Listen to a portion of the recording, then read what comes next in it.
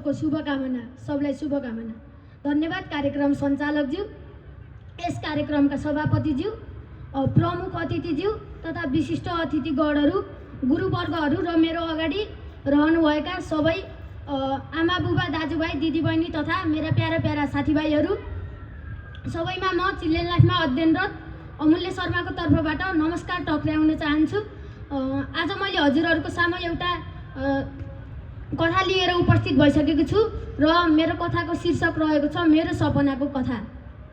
घना जङ्गलभित्र साथीहरूसँग रमाइलो गर्दै हाँस्दै खेल्दै औसेलु खाँदै हामी भैरम थानको यात्रा गर्दै थियौँ। हेर्दा हेर्दै भैरम थान पुगेको थाहा नै भएन।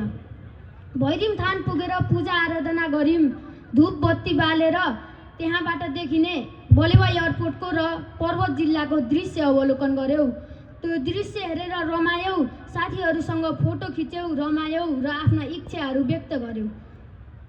र फेरि हामी नेपालकै एकमात्र शिकार आरक्ष धोरपाटन शिकार आरक्ष पुग्यौँ। धोरपाटन शिकार आरक्षको खुल्ला